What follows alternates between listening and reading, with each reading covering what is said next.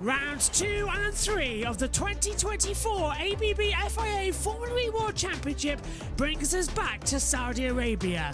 We're in Diriyah on the street circuit at the UNESCO World Heritage Site for rounds 2 and 3, the double in Diriyah. The track is very challenging as well. It is a total of 2.495 kilometers, a start and finish line offset here as well. From turn 5 all the way down to turn 14, it's almost like you're running a bobsleigh, single file downhill, very limited overtaking zones. The attack mode activations on the outside of turn 19. Turn 18 is the first corner on the track when the lights go out.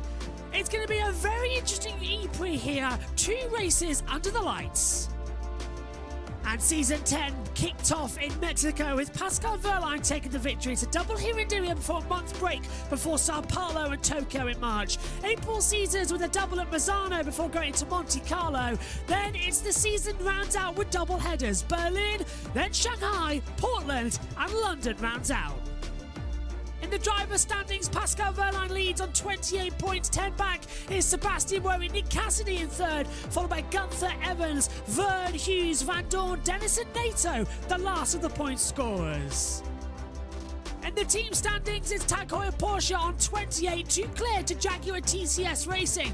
Envision followed then by Maserati, DS Penske same points as Maserati, near McLaren and Andretti the last team with points.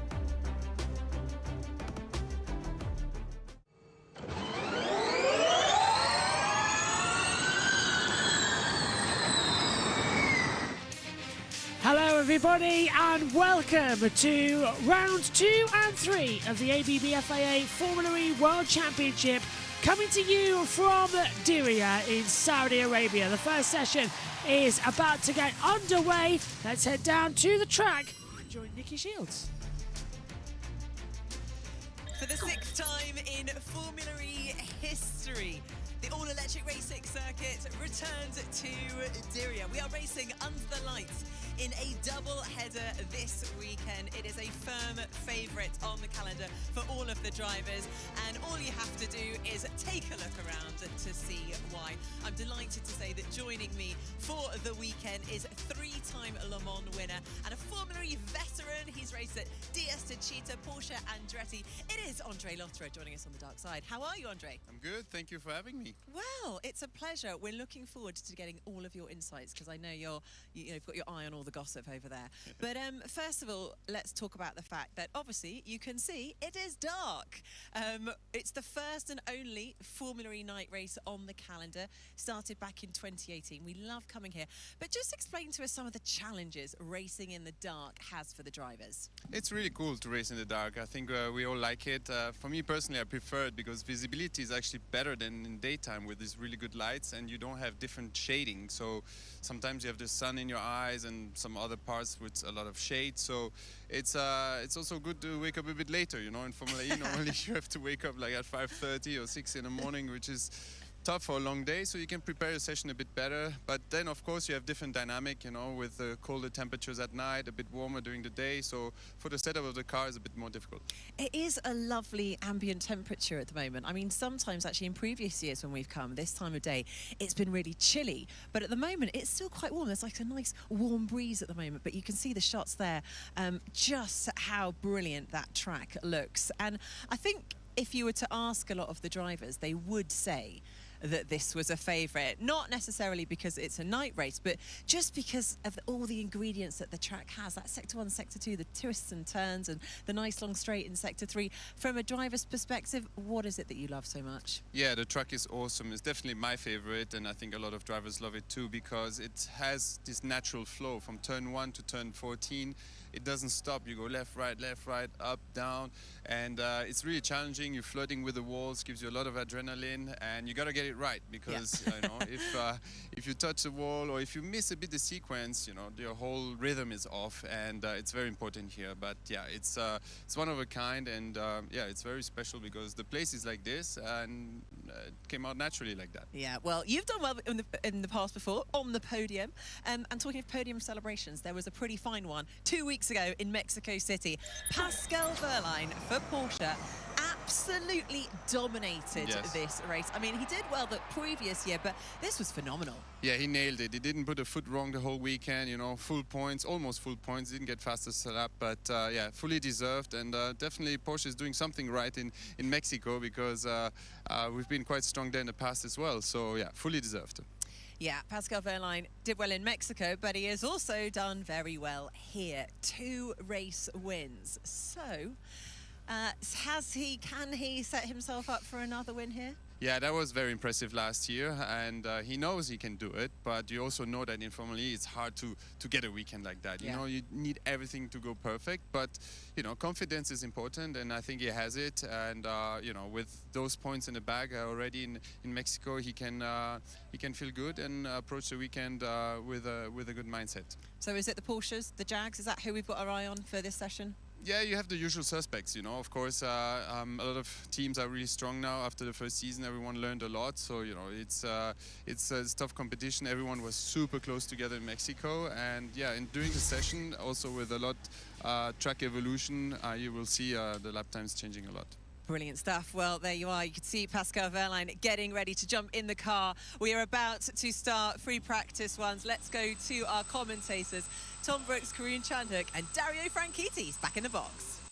We're underway then, green light goes on, and we have action for the first practice session for the Diriyah E-Prix in 2023. The cars venture out under pitch black skies here in Saudi Arabia. Jake Dennis, Stoffel Van Dorn, Sergio Setecamo, Robin Fries, Jake Hughes, all venturing out onto the circuit. So this is going to be fun then, hearing the cars out on the circuit, seeing them blast around this incredible, unique circuit. It's got a bit of a bobsleigh feel to it in the middle parts as well. But the cars venturing out one by one, and we'll see who's going to have the fastest time shortly. Let's check in then with Dario Franchitti back in the box. The double here last year. Yeah, that's the worrying thing for everybody else, isn't it? He was so dominant here last season. The Porsche guys clearly had a good handle on it too, with Jake Dennis finishing second in both races. So if you want to start challenging for the championship, you better start closing the gap points-wise. But to Pascal Wehrlein, but to do that, you're going to have to find performance and efficiency as well. Yeah, that's it. So drivers filtering out onto the track for the first time here tonight.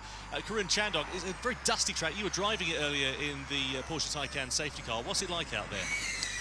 Very slippery, actually. It's a bit strange. The surface, you see the drivers squirming around there, just trying to put the power down. I think they spend a lot of time trying to clean the dust off the surface, but it almost seems like it gives it this sort of polished effect, a bit like if you go to an indoor kart track, we sort of slide it on these concrete surfaces. There are bits, especially between turns 6 and 14, where it just feels like you're on one of those concrete slippery surfaces.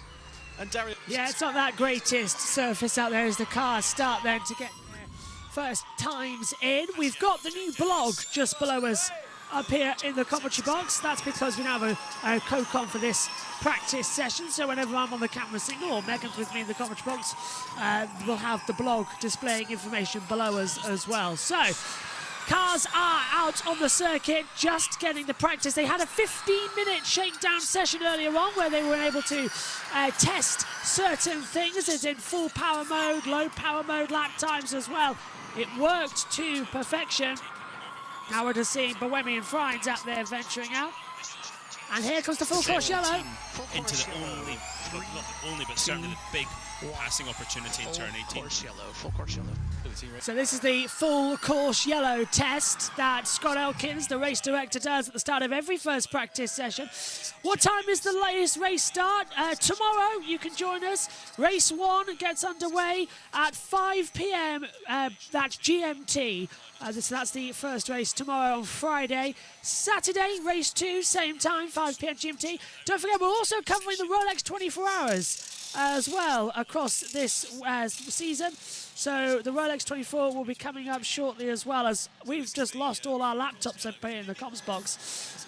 The monitors having blown a little bit, but they're back up now and running. Race control again. Here in Diriyah, then what we'll have is added laps to the race. So be interested to see if that's a scenario that occurs. But this, as you can see, is the full course yellow So full course yellow ends, and away we go once more with the cars venturing back out onto the circuit. Just having a look at all our things with our driver trackers. Everything just seems to be going a little bit free-for-all, crazy at the moment up here. As it's going to be Nick Cassidy who's first out to set a lap time. Boemi 2 out there. Boemi does a 2:03.191, but now we're going to see the lap times getting a bit faster and faster as the session goes on, as green flags fly everywhere. Bit of a track fact about you doing. Track temperature currently is at 20. Track temperature 22 degrees, air temperature 24. Let's hear from Cassidy. Just that sheen. Oh yeah. And the problem with that is, Nothing from Cassidy, just saying, oh yeah, oh yeah. We're just going to pass over to the world feed. And you got this section here which we're watching Nick Cassidy going through from turn 3 until turn 12. The corners are all interconnected. So if you're slightly out of position, slightly offline, or just make a bit of an error in any one of those 9 corners, it has a knock-on effect to the subsequent ones. So it's a really, really tricky challenge for the drivers. Last year we were down to what, Tom? 1 minute 8, 1 minute 9s when it came to qualifying. So 1 minute 9s, yeah. And I was just looking actually at free practice times for FP1 last year, because you caught me out for that in Mexico City. So this time last year in FP1 is a 1 minute 10.4. That's what we're aiming for in this section. yeah, and I think at this early stage, just with how slippery the track is, it's almost like driving in the wet, isn't it? It looks like it. Yeah, it certainly seems to be a fair old challenge for the drivers. It's going to be interesting to see how the track evolves. And also, one thing we were talking about just before we came to air, Dario, as well, is that when we've got free practice 2 and going into qualifying, climatic conditions are going to be different. It's going to be a lot warmer out there. yeah, absolutely qualifying tomorrow during the sort of the heat of the afternoon. So free practice 2 tomorrow, just after lunch, will be certainly closer to qualifying than we have right now. But this is closer to race conditions. As a team, as a driver, you've got to, as you said about track evolution, you've got to try and understand where the track's going to go. You're not worried about setting the car up so much right now for free practice 1, because it doesn't matter if you're first or last. What you're trying to do is set it up for tomorrow afternoon and tomorrow evening. The other thing is, obviously, out here in the desert, you've got relatively warm days, but you've got cold nights. And as the weekend unfolds, the forecast is for the temperature to drop. So I think that they're talking about quite a considerable shift between today and tomorrow, about 4 to 5 degrees, and then another 3 degrees colder by the time we get to the second race on Saturday evening. So, yeah, these are all things that the drivers got to keep in mind. Lap times now 1:26 on the last lap, 16 seconds still away from what we saw last year. And I think that is the sort of polished surface at the moment that isn't offering any grip. That's a chunk of track evolution, isn't it? I don't see that us getting there. Look at Da Costa just sliding around. That's when you see his hands, he's trying to feel where the grip is, and there's just none. And you can see as he puts lock in, the front of the car just slides and blows through whatever grip, whatever side bite the front tires have got. And not particularly fortuitous start to his season last time out in Mexico either. I mean, he's already languishing 28 points behind teammate Pascal Wehrlein. Crashed out of the race after contact with one of the App Cupras, didn't he? And just, sorry, how did you describe that? Not particularly what? Fortuitous start. You should write. I wish you'd written my press releases back in the day. It's not that easy having to control 2 different streams at the same time as we get our first lap times on the board. It's Gunther in the Maserati. Tough. We saw that also with Robin Freins. Okay, keep pushing. So that's just to keep pushing. NATO under investigation for overspeed under full course yellow. The little owl, hello, says, are you covering the Mazda MX-5 race? That's usually really good. No, just the Rolex 24 coverage. That's all we've got permission to do. So their practice session that has just started now on YouTube. And here on Twitch and YouTube, JB Motorsports, we are covering the first practice session. So we'll pick up as soon as Formula E's practice 1 has finished. We will pick up with IMSA over on Twitch if you're watching us there. So we'll pick up after the session as well with that. But right now, these cars venturing in their first lap times. We have the information board alongside us with the gap between them. So it's Vern, 1:24.826 from Da Costa, Van Dorn, Evans, De Vries, Wehrlein as well. Let's hear from Gunther again. 12 points on the board for him. Free select, mod race 2. pre-select mode race 2. So pre-select mode race 2 for Gunther. That's basically getting ready to go a power lap time. Gunther goes up into 9th with his time. It's Vern, De Costa, Van Dorn, Evans, De Vries, top 5. Verline, Tickton, Muller, Gunther, Buemi completes the top 10. As we see the Nissan coming across the line now just ahead. And that Nissan is going to be of Sasha Fenestraz into that first corner. Here comes Ollie Rowland just behind him, his teammate. Rowland ahead of the 23. I mean, yeah, no, Rowland, Fenestraz, they've got it wrong. We've got Rowland's graphic up, but this is Fenestraz we're watching. Now they've got it right. I was wondering, the TV pictures in front of me were saying that it was Rowland, but driver tracker and my eyes tell me it's Sasha Fenestraz. The graphics department picked up the wrong name. So, Fenestraz's first sector looks good. Verline, fastest of all in the first and second sector, 26.1, followed by a 23.9 if you take a look at it. So, there are a little bit of faster runs there for Pascal Verline if he can jump up the order. Nato goes into 7th place on the board. Evans goes top. And then it's going to be Porsche 1-2 because we've got Da Costa setting very similar times. Verline goes top and Da Costa goes into 2nd position with 20 minutes to go of this opening practice session for the DWE Prix. Here's Sasha Fenestraz crossing the start line into turns 18, 19, 20 in the last corner and 21. Got it running together, quite difficult to keep it on. There's a replay of cars coming out on the track. That was from a few moments ago. Fenestraz 9th fastest on the overall prediction. Into the pit lane comes Eduardo Mortara and his teammate of Nico Muller. They've decided to come back into the pit lane. 19 minutes to go in this session. Here's the Neon McLarens coming through. Sam Bird, 18th fastest at the moment, and a 2-time winner at the Diriyah E-Prix, one with Envision Racing and then one with Jaguar. Can he make it 3 with McLaren? For info, current fastest 22.1, 22.1. That 22.1 is set by Pascal Verline in the Tag Heuer Porsche. So what can the Neon McLaren do, which is a livery quite similar to what we see in Formula 1, with Neon McLaren taking the black and orange approach, very similar to what we've seen in Formula 1 and now Extreme E, which become Extreme H, the hydrogen series. So it's a similarity between the two. Da Costa does a 1:21.398 and goes fastest overall, fastest first and third sector. Bird looking good so far. Let's hand it back to the wall. Have a little hurry up, but he's quicker than his teammates, Jake Hughes, so I'm not entirely sure that the McLaren car's right in the window in this condition. I have to say, I really admired Sam's attitude actually after Mexico City, because there was a mistake by the team essentially during qualifying, which meant he missed his final flying lap. Qualified sort of down in about 14th, 15th place, and then eventually finished in 14th at the checkered flag. But he said, you know what, it was a learning weekend. The whole idea was to just get some miles on the board and finish the race with McLaren for his first time out. So, and that's exactly what he was able to achieve. So hopefully they can use that as momentum to go forwards later on in the season. As we look here at Lucas Di Grassi in the Abt Cupra, just making his way through, followed by his teammate Nico Müller as well.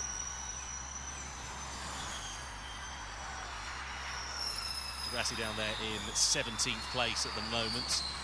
Just challenging at the moment, he's on top dust. Of the order in 2nd place. Not a particularly brilliant 100th race for Abt Cupra last time out actually as well. DNF for Lucas Di Grassi, break by wire issue for him. Nico Müller languishing down in 17th place after a pretty torrid time as well.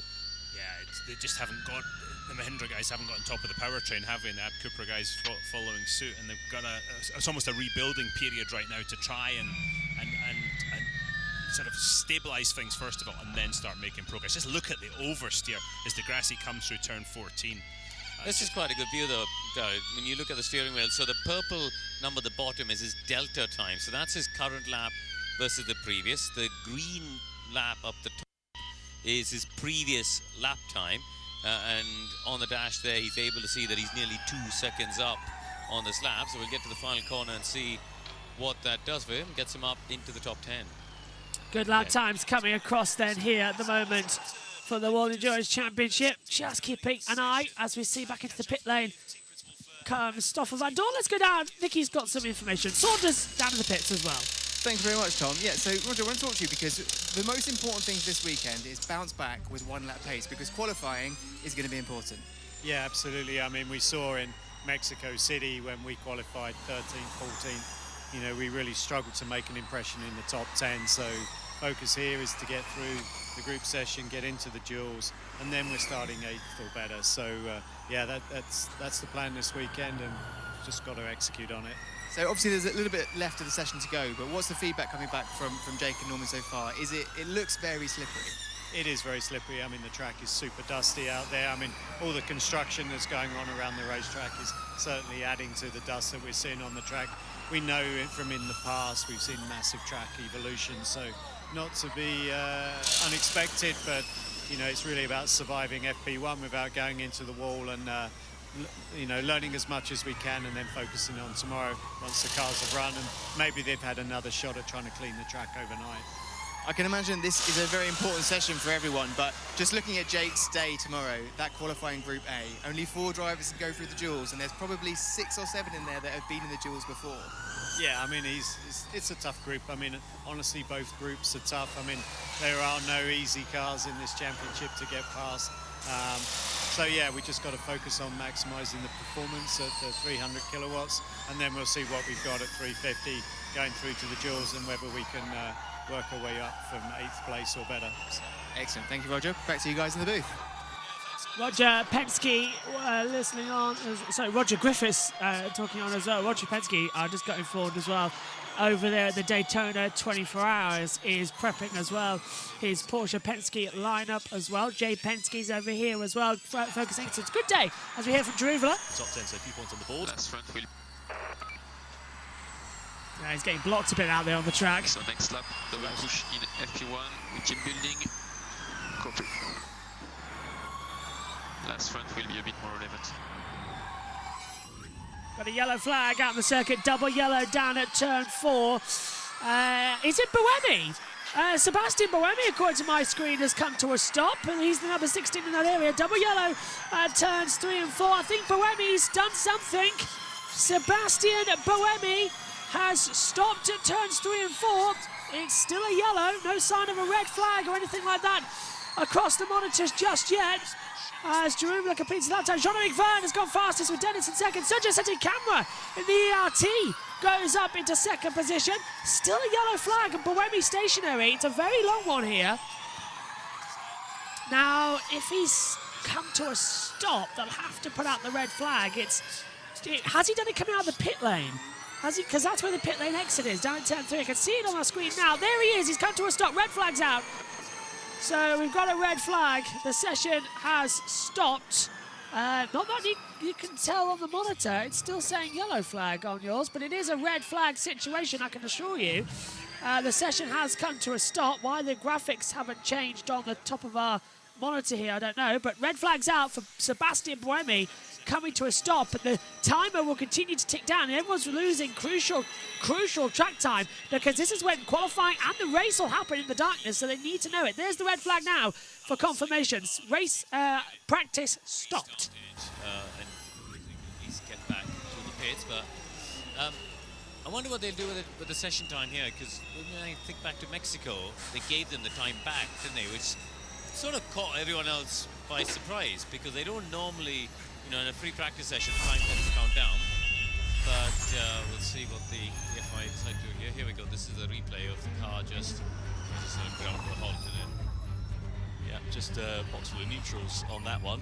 The yellow flag came out, as you can see there in the background. On board with the driver's eye view. Let's listen.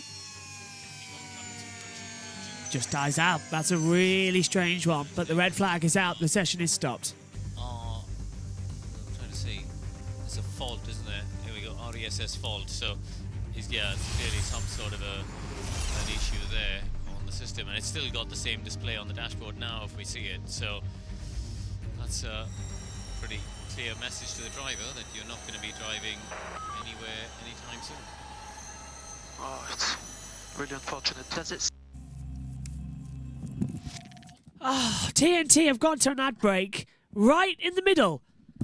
Like literally right in the middle of what we were about to hear, I do not know why a paid TV broadcaster goes to ad break when we have it, I think, available to watch elsewhere. Why? Just why? The sheer stupidity of it is mind-boggling. So we'll try and get you what Sebastian Buemi said. We'll try and bring it up as soon as we can. Then P0 and then back on. Back to the box. So they're just trying to reset the car. That is the engineer of Sebastian Buemi, Connor Somerville, the voice that you could hear. Going to try a Control-Alt-Delete method here, I think, and see if they can get the car back running, get it back into the pit lane here, Dario.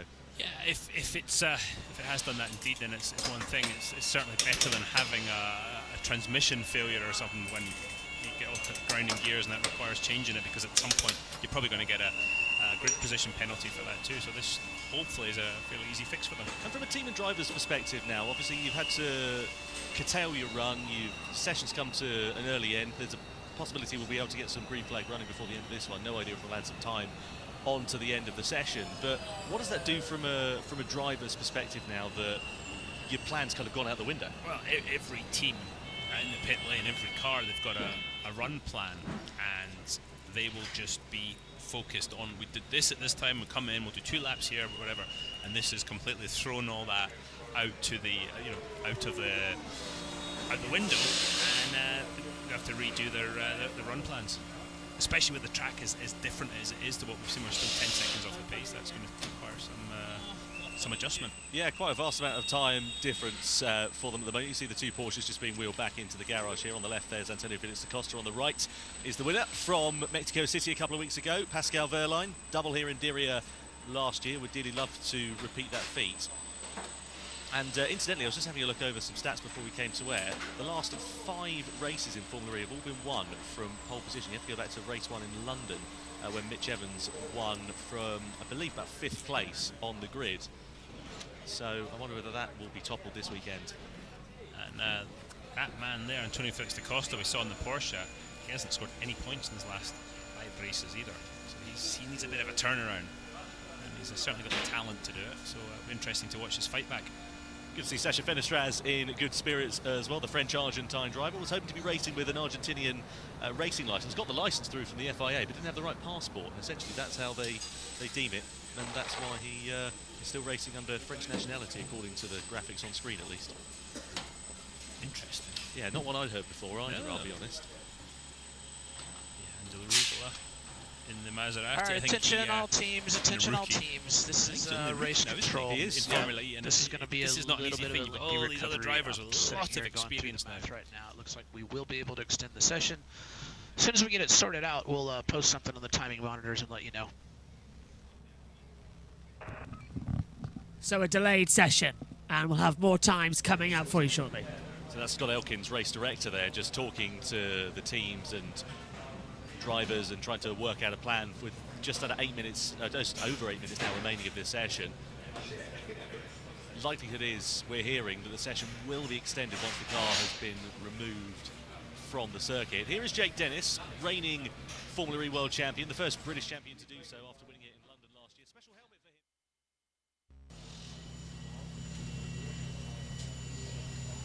So just over 7 minutes now remaining of this one. This is the man who, okay, attention everybody, just of course, was the champion in Season 8. Is going to be Stoffel coming Van Dorn, opposite using the number 2 direction of pit lane again this year. DS to try to Penske make it go a little bit hoping faster. for more forward progress.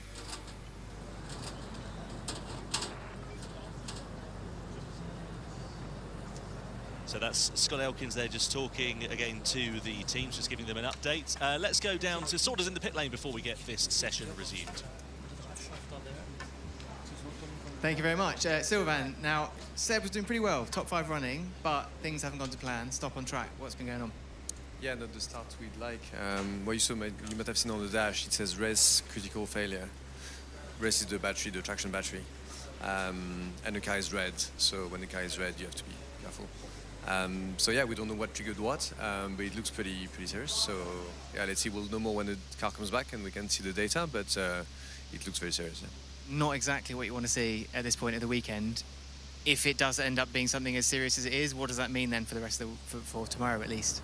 Well, we're able to change whatever needs to be changed overnight, so it's not really an issue for the car tomorrow. But we are losing track time, and yeah, hopefully it's something we know we can identify and then resolve quickly. And that's, that lack of track time, crucial here in Diriyah when qualifying is so important. But Seb knows that because he had a pole position here last year. Yeah, they know which way the track goes, but as you saw, the track evolution is so high that you need to put the laps in. So anyway, we'll resolve it as quickly as we can and then get back going. Well, best of luck. Thanks for chatting. Cheers, Seb. Thank you. The wise and calm words of Sylvain Filippi. Envision, of course, the reigning team's champion. Technical issue thwarting Buemi's run in free practice 1. And they'll get the car back in, analyse what went wrong, and work out a plan for free practice 2. Bit of damage limitation following the early end of their session, Dario. Yeah, absolutely. And he's right up there in the championship with his P2 finish in Mexico City. But the Jaguar powertrain in the back of that Envision car, I think that's certainly something in the powertrain not playing ball. Yeah, not ideal as a start for him. Here's Max Günther. As I mentioned earlier on, 4th place finish for him in Mexico. But you'll notice when we go on board with the Maseratis this weekend, the 17 is displayed on the halo. That's part of a sustainability campaign that they have unveiled here this weekend, which is to drive positive change throughout the season of Formula E this year, which is all exciting. Lots of very interesting initiatives all coming the way of Formula E over the last week or so. What does 17 mean? I will do some research and investigate. I very briefly read it. I thought that was the sort of teaser you were about to, go full into it. Go full in and explain to us how there's 17 things that they're doing, or there's 17 ways they're gonna. Well, there's 17 different reasons I could come up with right now. Well, but I'll find out the answer. Should we sit? We've got a red flag. Yeah, let's sit and wait. Back to Max Günther for a second. Having that result, 4th place in Mexico, compared to the start he had to last season, it must be so good for the team. Last season's, it just seemed those early races, a lot of which I watched at home, every time you saw the garage, there was head in hands from the team as yet another problem happened or a car was crashed. And it's good to see them have a good result in Mexico. Tom's looking very excited here. Good news is, Karun, I've read a couple of lines of this press release about the 17. So it's going to be connecting with local teenagers who are impacted by climate change. It's part of the UN sustainability just goals a heads up, that they are aiming to achieve. They've got this 17 goals flatbed is to coming achieve. the opposite direction down pit lane to get to the quarantine area.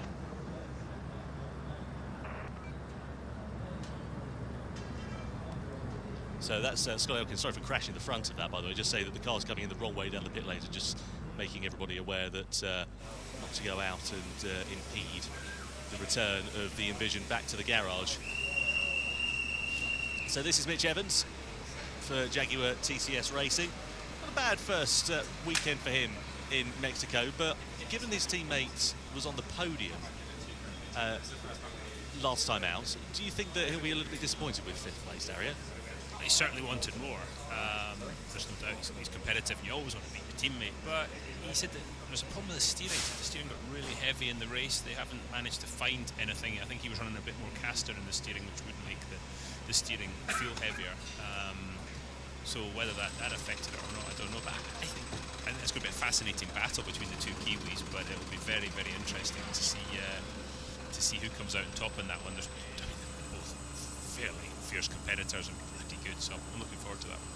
Yeah, I think it's not so much the fact that he was 2 places behind. I think it was the fact that he was 11 seconds behind his teammate, which is Okay, everyone on pit lane, just be aware this is going to be a very short call. It's going to be a very short call. The minute we get this truck parked, I'm going to go ahead and go, and then I'll let you know about the session extension.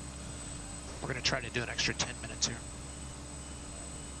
That was good to give them an idea that it's 10 minutes. That's really helpful because then the engineers in the garage can start planning. It's okay, for 10 minutes, this is what we can do in it. Whereas if they leave the garage, then they've got to sort of make it up on the fly. This gives them a bit more time to plan.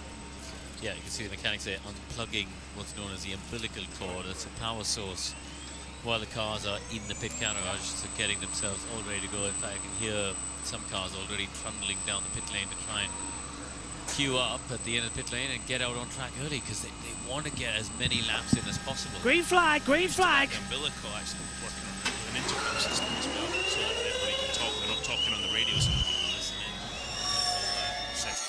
So the session is back underway, and now we will have 10 minutes. So we have a green light, and the session will now be extended by 12 minutes. So instead of having 1 minute, we now have 13 minutes to go, which is exactly how long it was under the red flag. So the session extended until 18:42 local time. Good decision, because we need to get the running in, and we need to make sure everyone is A-OK with this. So we're underway again here in Delia. Circuits together. We've got another 13 minutes left this one. If you get up to the 1:14 mark, I reckon you're kind of in there. That's what I was going to pick. What do you reckon, Corinne? I'll go 16. 16. Okay, let's see. I was going to say we have a 5 on it, but maybe not, because I've got 4 to lose. Well, you know, we'll all lamb kebab tonight. I was going to say dinner tonight. Good shout, good shout. So just over 12 minutes now remaining as Free Practice 1 resumes, on board with the man who was currently quickest in this session for DS Penske, Jean-Eric Vergne. Closest behind him is Sergio Sette Camara as well in the ERTD Racing Technology car.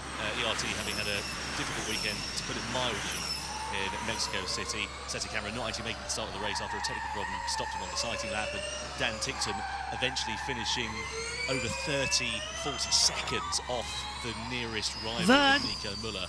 Radio Vergne. Okay, what's the rough lap? So we are working on it. So out mode for the minute, it will be, the first sequence will be out build double push. So just talk us through that there, Dario. What are they talking about? What sort of information they're relaying between one another So here? out is that basically what am I doing out here? Because every lap you've got to have some purpose, and it's an out, build, double push, which means build is get temperature in the brakes, get temperature in the tyres, more importantly, with both the inside of the tyre and the outside as well, and then you've got 2 push laps. So that would be 300 kilowatts, I would imagine, and just seeing how quickly they can go within it, while still keeping the energy number safe. They've sent the 2 Penske cars out line astern, haven't they? So I think it's a good. I think that's a good way to get a reference for both cars. You know, send them out. Maybe you could do at the same time, but you could do different programs, and then they can compare the data. You know, maybe one does a single build lap. What somebody goes out and does a push lap straight away, or maybe they do the same program, and then at least the drivers get a reference of who's quick where, but it's quite useful. Yeah, as different as the conditions are just now from what they were expecting, you're kind of you're in the dark a little bit. So yeah, you can see teams doing stuff like that to just try and get some kind of answer. Yeah, Jaguar, for example, have gone out and gone push straight away. They've not looked at a build lap. They've gone out there and got on with it. Mitch Evans into the 119, so that's the first sub 80-second lap, as we heard on the radio. Looks like Vergne will probably do a build lap here. He does seem to be pushing on a bit. Yeah, he's never getting flying laps. So this is into the first corner here. It's interesting, actually, this Diriyah circuit, because this is rush hour. It is. Yeah, look at this. It's like being on the M25. But just saying about this Several circuit, cars in the last start line, sector. You can finish see line, it on the they're driver staggered, actually. They're tracker. in different places on the circuit. So where the drivers go around that 90-degree right for the final corner, that is where the timing line, that's where a lap begins and ends in qualifying. But right there. Dennis? So let's go push from here. Let's go push from here. So very clear instructions there for reigning champion Jake Dennis. Just start to push on with under 10 minutes of this session, and nice bit of clear track in front and behind of him at the moment. So he's going to just try and see what sort of pace he can get underneath him. You see the car sliding around, and all the drivers trying to keep the car within the slip angle of the tyres, because you go over that and you just, it's inefficient basically. Looks great when the things are sliding around, but it's not the fast way to go. But you just see them, they're always moving, always dancing around on the Hankook tyre. Yeah, it does seem to be a Evans top. Now on the surface. You see the car just dancing around all over the place here for Jake Vergne Dennis. second. Very spectacle to watch. Lap time's now beginning to drop. We're into the... Yeah, we've got Evans on top from 118. No, Roland. Roland at 118.338. Then it's Evans, Vergne, Verline, Da Costa the top 5. Freins goes in. Van Dorn, Fenestras, Cassidy, and Norman Nato has the top 10. So already this session is providing the excitement that we needed, the drama that we were anticipating that it's got to be it's a very dusty track. There's a lot of sand that's blown on it as well. You've got to start cleaning it up. The racing won't be good or won't be better until the second race and the last lap. That's will be the perfect track conditions. I know we say it about every event, but seriously, it's more than ever on a racetrack which is literally built in with sand around. It's harder, it's difficult to get the track up into racing conditions as well. That's why we need the practice time. And we get 2 practice sessions of qualifying and a race, and then we have another practice qualifying and race. Mortar Radio. Best time is at 18.3. You are P3 at the moment, just over 3/10 off. So Mortara on the radio there as he comes in, 34, 35 in that first sector. Oh, he's sliding the rear as well, is Edo. Coming in the middle of sector 2. That was coming out of turn 14 as well. A big slide in the rear. Up now in towards 17, 18, and down the start. Finish straight. Mortara's up by 0.3 of a second. It's a 0.299. Nearly clinches the barrier. Coming out of 17 as well as he comes down then into where we'll activate attack mode during the race on Friday evening and Saturday evening. Da Costa fastest, Dennis second, Roland third, Evans is fourth, Gunther takes fifth. Mortara 7th at the moment for Mahindra. Can he get anywhere closer to the top? Mahindra, can they do well here into the last corner? That's a big if. Their battery, their car not great. Mortara stays 7th, doesn't improve. De Vries is 17th. Does he join his teammate? Goes 6th. Mortara down to 7th as Gunther splits the 2 Mahindras already. Very decent opening gambit. In the session ahead of teammate Mortara. See the drivers being able to just lean on the car a bit more. The sort of grip and confidence is coming now. That they're willing to just be a bit more aggressive, a bit more attacking in terms of their approach to the corner. 17.2 for Verline now takes him to the top of the times. Ticked him 3rd fastest in the ERT. That's a good lap so far as Da Costa goes forward. It's a strong circuit though for Ticton. If you remember, he qualified inside the top 5 here last year. Well, then branded as the Neo car. He's got good form. Let's see whether he can replicate that come qualifying and hopefully the race for him tomorrow to give ERT something to smile about. Whole section of the circuit from turn 4 all the way down to 14.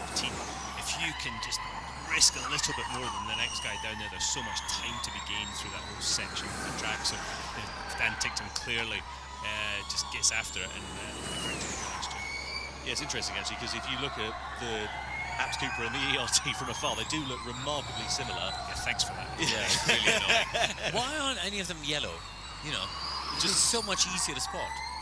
Just full fluo yellow. Yeah. That's a good point. Yeah, it would be a commentator's dream. Yeah, like a 1990s Jordan. Perfect. Yeah, stick a snake on the nose as well. Yeah. Amazing. Good looking car, wasn't it? Yeah, like those Pennzoil Indy cars that used to run around in the 90s. Yeah, those were mega. Well, Rick Muir's car.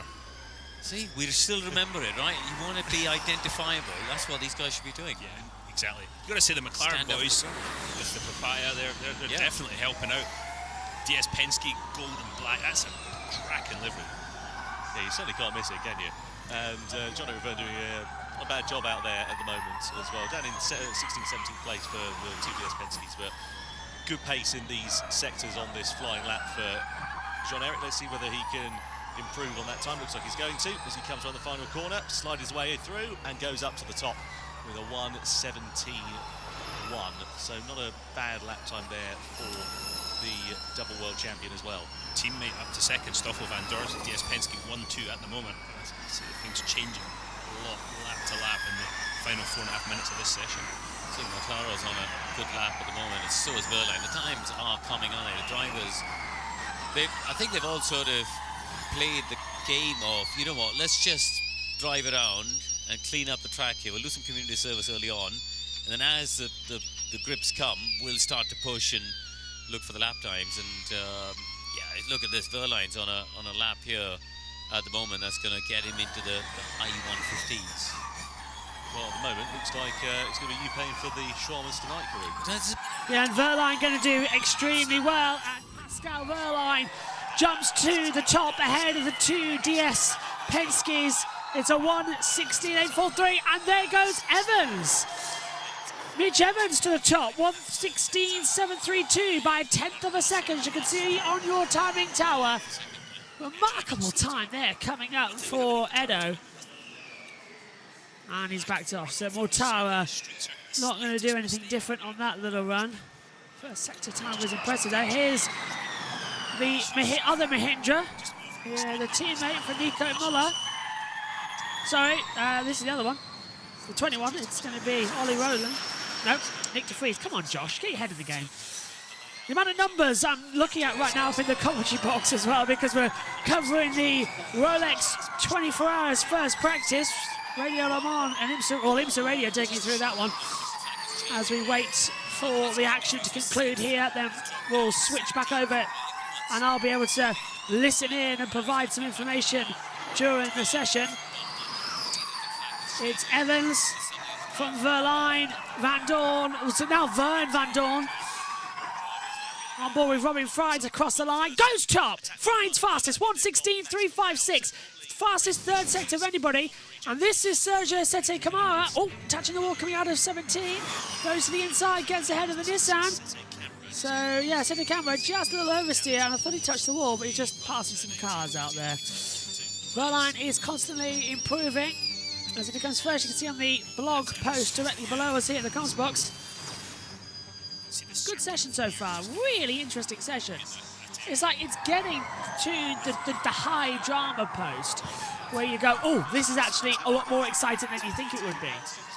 It's getting to the crunch time you need it to. Van Dorn, 7th. Is he going to improve that? Vern's gone top, 1:16.179. Teammate Van Dorn second, 1:16.228.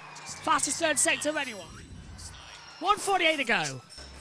Third and the second third of the lap there, the track's still really ramping up and improving.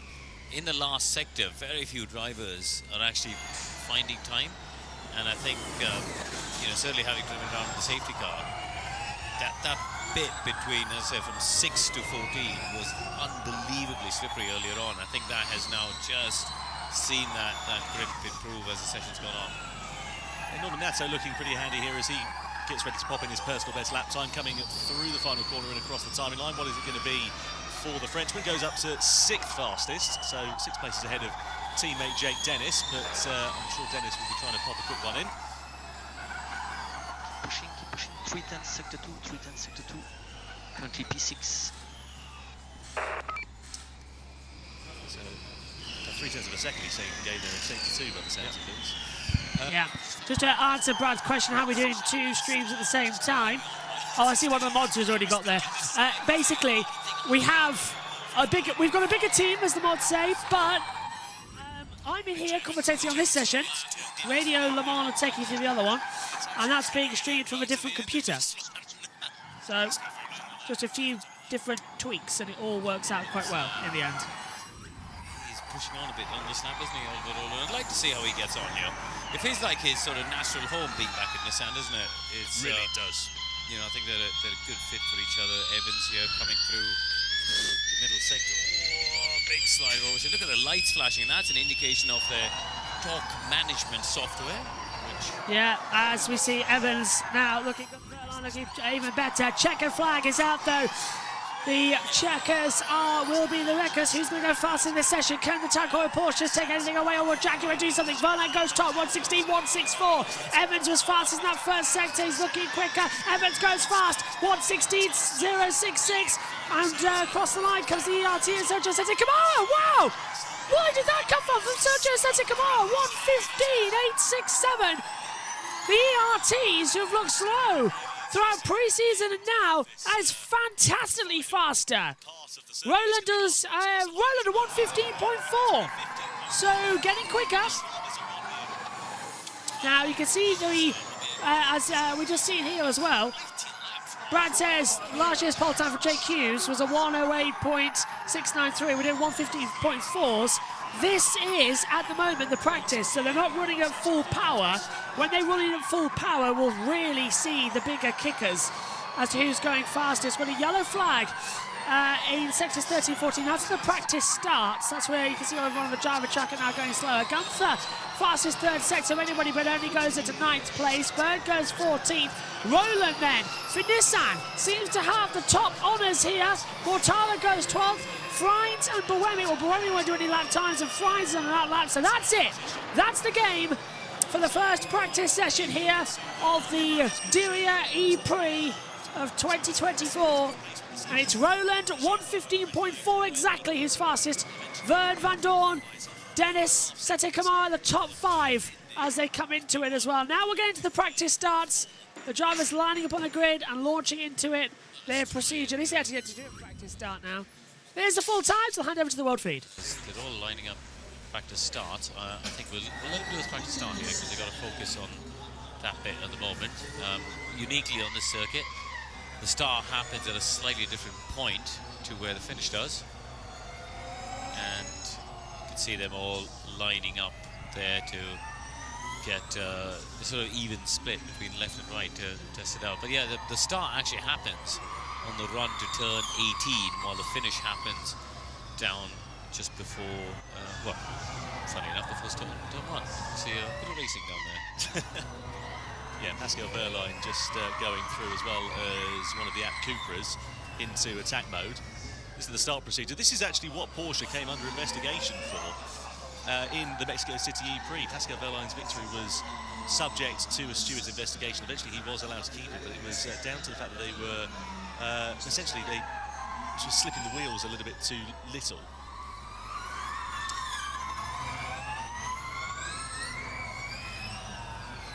Mitch, it's Karun up here in the commentary box. How was that session? Hey, Karun. It was a bit of an eye-opener. Track was... FIA bridge. Yeah, I got it. Yeah, the track was in worse condition than I was expecting. Very slippery. And, yeah, it was not easy. Felt like the weight out there. Well, good to hear there from Mitch Evans. Thanks for that, Karun. Just saying exactly what we thought there about the track conditions. That's Antonio Felix da Costa just going through there with Oliver Rowland, and a bit of contact between them right at the end of this session. So a lot of things to discuss for the team down on the ground. Let's head down to Nikki then and catch up with her and get all of the latest in the paddock here in Diriyah after free practice 1. Well, not the most straightforward session for the teams to get their head around, but congratulations to Oliver Rowland. Great start to the weekend. It's a tricky one. Let's talk about what happened with Sebastian Remy, because, you know, hearing from Sylvain Philippi, things are not looking good for that car. Yeah, it's not ideal when you have the problem in the session like this, and it's taking track time. Even though the track evolution is big, you still want to get into the rhythm. And you know, these are things that can happen with these cars. But yeah, he lost some track time definitely.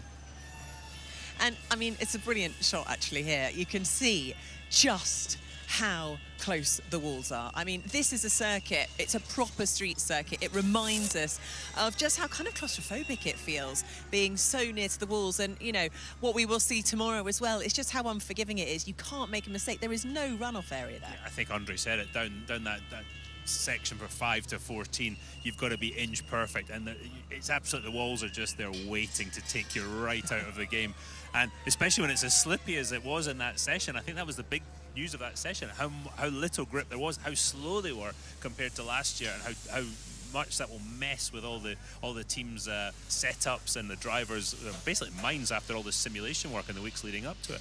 Yeah, it's not much you can take out in car setup from a session like that. It's really get a bit of feeling of the whole thing. Maybe, you know, how the car is bottoming, maybe if you run it too low. These are things you can take back home tonight. But yeah, settings, you know, you can set up the car for every corner specifically. So these are things with the performance engineers that the drivers will go look at if you look up a bit more, too much there or this corner. But I think everyone will wait a bit for the track to improve. Yeah, absolutely. Well, it was clearly not the best of sessions for Sebastian Remy, but one man who's probably got a smile on his face is Oliver Rowland, and he's with Saunders. Thanks, Nicky. Now, the fastest man in Diriyah currently. I told you at the start of the week that it was coming, because you are a one-lap pace merchant, and here you are.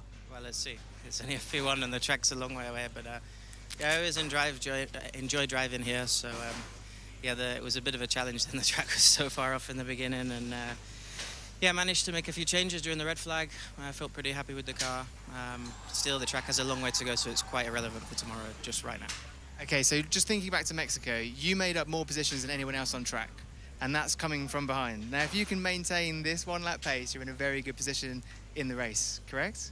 Yeah, but I don't think too much about that. Obviously, it'd be lovely to start at the front and stay at the front, but yeah, there's a long way to go. There's a lot of fast guys out there, so I'm trying to keep my feet on the ground. I need to work hard tonight and hopefully be there tomorrow. So humble. This man loves a pole position, and now with the beard, you're even quicker, allegedly, so far. Yeah, the beard's staying now. Excellent. Thanks, Oliver. Pascal Wehrlein. Oh, Nicky? Well, sorry about that, but it's because we had to grab Pascal Wehrlein, who is, we've just been weighed, actually, which is obviously the formal process after the session. All the drivers have to go down there, get weighed, make sure they didn't eat too much for lunch. But if you have a moment, Pascal, we would love to grab your thoughts on that session. It looked incredibly dusty. Talk us through your experience from the car. Yeah, it was. I mean, the grip was so low, incredible. I think we are like 7 seconds off of last season. So, yeah, it was driving like in wet. Madness. What is going to happen overnight before we go into the session tomorrow morning in FP2? Well, usually we analyze the data and we change the car accordingly to the balance. But I think now we are so far off in terms of grip, and I'm sure that tomorrow in FP2 it will change again. So I'm not sure if we actually change a lot this night. Lovely stuff. Well, we will leave you to it. Thank you so much. He's got to go straight into, they always have a debrief at the end of the session. So they always get a little bit itchy when they see us because they don't want to talk to us, basically. They want to sprint back to the garage. That's what is going to be engineers are going to beat them up. Well, otherwise. exactly. What is going to happen in that team briefing other than saying, yeah, the track's dusty? What are they going to be analysing? What numbers? Well, you look at the sectors and everything, and like I said, settings, what can you do better, the ride heights, compare a bit with your teammates, and obviously Porsche also has Andretti, so they share data. So then you can learn a few things, but like Pascal said, the track evolution is huge, so not much you can do with the car setup, and just get into the rhythm and have a good session for tomorrow. Do they, sorry, Derry, just quick, do they actually share all the information from Porsche to Andretti? Which way does the information flow? We know a man that would know that, the answer to that. Yeah, you share across the data of speeds and stuff, but you try to learn from each other. So you're not trying to spy on each other or try to hide stuff from each other. You want to be strong together, and this is the aim of a collaboration like that. As a driver, though, you might just keep something, especially in qualifying runs, just a little bit in your pocket, just for when it counts. Otherwise, you show everything you've got in practice, your teammates can copy it. So it's nice to keep a little bit in your pocket for when it counts. Keep your class close to your chest. Yeah, definitely. I mean, you don't want to show everything, but in Formula E, it's not so easy to do that. You know, you focus on yourself and you try to put everything together. It's already hard enough, you know. So it's I think that's where you need to put it all together. On the low grip like it is just now, how much can you do in sort of regen settings, things like that, with this low grip surface today compared to what we should have tomorrow night? The evolution is there all the time, you know. If you see Pascal cross the line in first, the finish line, he was P1 and then he ended up P7. Like it kept improving. So you see the lockings, you know, if you want to change the brake balance or the migration, depending on the track conditions, it's always a good practice to do these things, even if the track will change. Now, there have been loads of driver changes this season. I think 8 out of the 11 teams had driver changes. One of them was Robin Fries. He's moved back home and he's with Saunders. Robin Fries, you were kind of up there throughout points of that session. How are you feeling? Because that looked like it was a tricky track to drive today. Yeah, very tricky. I mean, the first couple of laps, it was very sandy, no grip at all. So it's easy to look from the outside saying that we are slow, but it's difficult to stay out of the wall in the first place. But track is gripping up all the time, and you clearly see that there's one line going. So if you put one wheel off that line, you're off. And that's what it makes so tricky here, and that's why I also like it. In Mexico City, you told me to expect to see yourself in the duels for the first 6 races. You're 1 in, 1 check. Are we going to see you in the duels tomorrow? Well, I've been in the duels and I stopped, so you want me to just duels? You can do what you want. That's P8. Duels is P8. P8's achievable, no? Oh, you want me in the final or not? Do you want to be in the final? That's the question. But I'm asking you. I want the agreement to stay the same, which is the first 6 races in the duels. Okay. Good work. See you then. Thank you, Robin. Well, always good to hear from Robin Frines. Did you know he is the best sleeper? He's known for just having a nap anywhere. You're smiling. Have you? I like to do that too. Oh, do you? We are yet to know that. When you were racing? Oh yeah, I used to nap all the time right before qualifying, all kinds of stuff. No? Yeah, it's fantastic. Where- Most comfortable place you'll ever find Did is you- your seat that's molded to your body. Exactly. What will you do in the car? Oh, God, yeah. Okay. Just bring a little pillow, little duvet. Yes. Now, one man who did pretty well actually in that session is, of course, our reigning champion, Jake Dennis. He didn't have the greatest run in Mexico City, but things could be turning around for him this weekend. Yeah, he had a little lock-up in turn 5, I think it was in qualifying, and that's just enough to not put you at the front in qualifying. And then the way the race was going, not much overtaking, so everyone was racing at a very high level. And yeah, we know he can do better than that, so for sure he's going to try to prove that again here. Yeah, absolutely. Have you had the chance to catch up with him at all, Dario, this weekend? No, I have not, but I think what it showed is that you've got to have a perfect weekend now. It's not a perfect lap, it's not a sort of a perfect race, it's a perfect weekend to be up at the front. And all the drivers I spoke to today said, listen, qualifying's so important now, that the group qualifying, and you've got to get through each one of the duels. You've got to get up front or it's all over. Yeah, absolutely. Now, we do like to draw, well, a bit of a glamorous crowd here. And earlier in the day, we had Adrian Brody, yes, in the house. And let's take a little look. Hollywood actor, superstar, Academy Award winner. He took the Gen Beta car out, I believe. And let's see how he got on. I mean, this is quite a nerve-wracking experience, I should imagine, right now. Because when you're in the cockpit, you can't really see anything. So if you don't know this track well, you don't really know where you're going.